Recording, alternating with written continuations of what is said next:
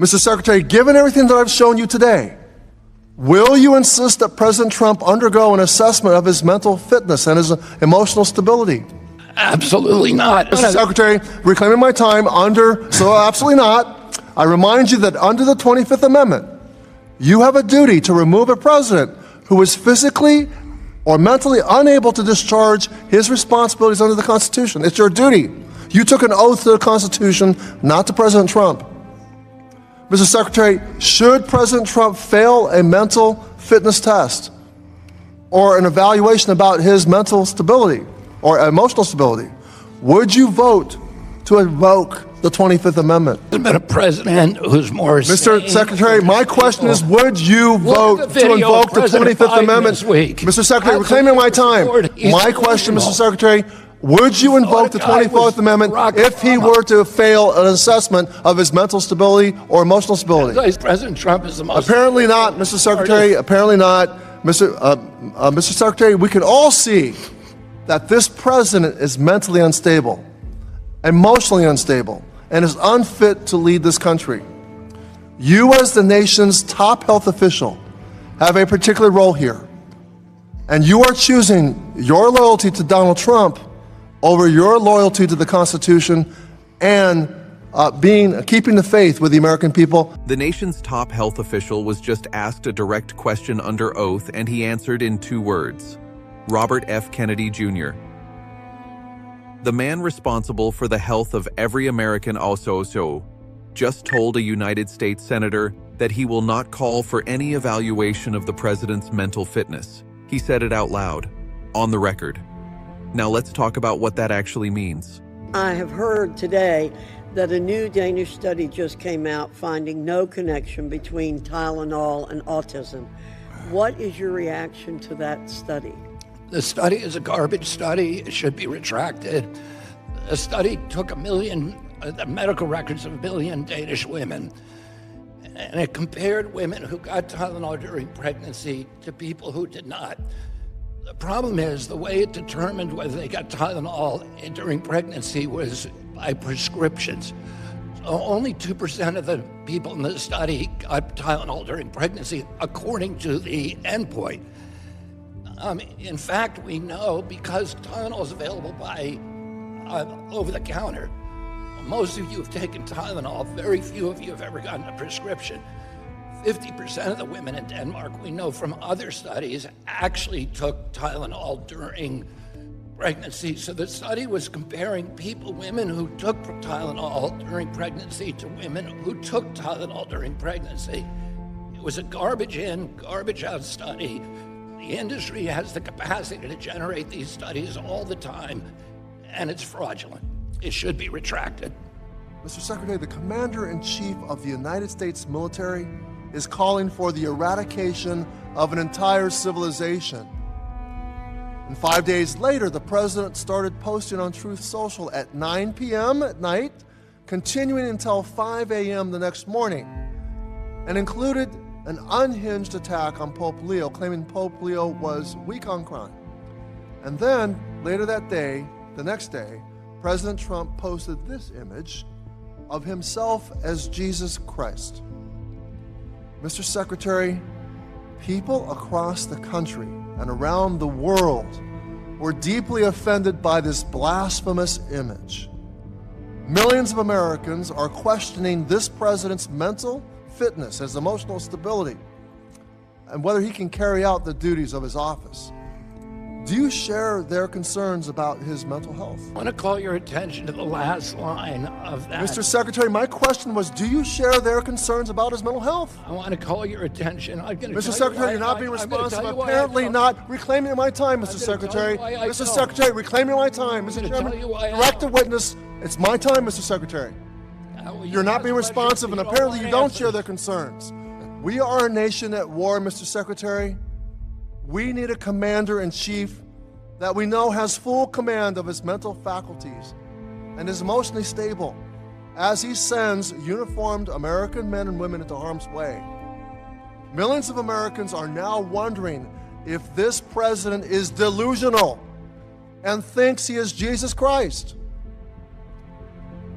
Mr. Secretary, given everything that I've shown you today, Will you insist that President Trump undergo an assessment of his mental fitness and his emotional stability? Absolutely not. Thank you, wanna- Mr. Secretary. Reclaiming my time so absolutely not. I remind you that under the 25th Amendment, you have a duty to remove a president who is physically or mentally unable to discharge his responsibilities under the Constitution. It's your duty. You took an oath to the Constitution, not to President Trump. Mr. Secretary, should President Trump fail a mental fitness test or an evaluation about his mental stability or emotional stability, would you vote to invoke the 25th Amendment? There's been a president who's more Mr. sane Secretary, my question is, would you vote to invoke the 25th Amendment? Mr. Secretary, reclaiming my time. My question, Mr. Secretary, would you invoke the 25th Amendment if he were to fail an assessment of his mental stability or emotional stability? As I said, President Trump is the most... Apparently not, Mr. Secretary. Apparently not. Mr. Secretary, we can all see that this president is mentally unstable, emotionally unstable, and is unfit to lead this country. You, as the nation's top health official, have a particular role here, and you are choosing your loyalty to Donald Trump over your loyalty to the Constitution and keeping the faith with the American people. He was sending a message of brute force and violence to the mullahs to incentivize them to change, but also sending a message of love and compassion to the Iranian people. So you can look at it and say, oh, it's insane that he'd make this kind of threat. But he's a deal maker. More sane than your uncle? He's very, very sane. So I grew up in a place called Tipperary Hill. I'd say he's more sane than Uncle Joe. And Uncle Joe Biden. Your uncle, your father were heroes to the Irish Catholic community. Your uncle, a Purple Heart recipient, a World War II veteran and naval commander, a hero, a member of the House of Representatives and the United States Senate, and a president whose term ended in assassination and is widely regarded as someone who navigated our country through possibly the most challenging time of the Cuban Missile Crisis. There were two pictures that hung in the homes of Irish Catholics in my neighborhood, separate pictures. One of your uncle, President John Fitzgerald Kennedy, and the other of the baby Jesus, the light of the world, two separate pictures. So I thank you for being here today. I have various concerns about the direction of HHS under your leadership, but today I'd like to focus on some particularly harmful attacks made on the disability community. Your actions and statements, Mr. Secretary, have contributed to real fears, anxieties, and consequences for millions of families. What you just watched was not a dodge. It was not a deflection. It was a choice.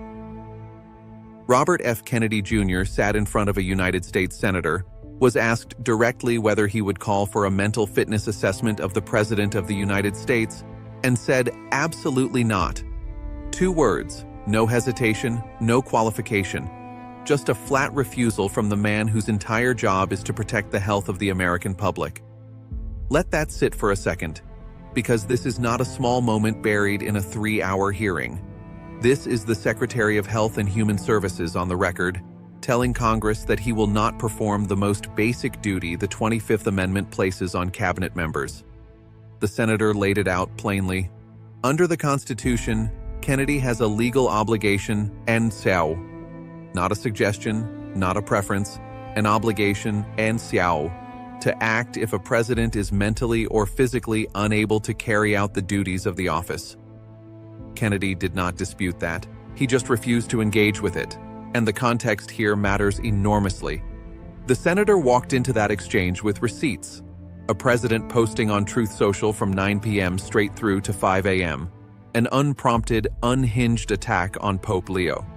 And then, the following day, the President of the United States posting an image of himself as Jesus Christ. These are not opposition talking points. These are documented, time-stamped, public posts made by the Commander-in-Chief of the most powerful military on Earth. The senator asked Kennedy to respond to them in his official capacity. Kennedy looked away. What this moment reveals is something bigger than one hearing. Robert F. Kennedy Jr. built his entire public identity on being the person willing to ask the uncomfortable question. The outsider. The one who challenges institutional authority. That was the brand. That was the reason millions of people paid attention to him. And when a senator handed him the most direct possible opportunity to apply that same skepticism to the man he now serves, he said absolutely not. The brand is gone. What's left is a cabinet secretary who has decided that his loyalty to Donald Trump is more important than his oath to the Constitution he swore to uphold. The stakes here extend well beyond this hearing room.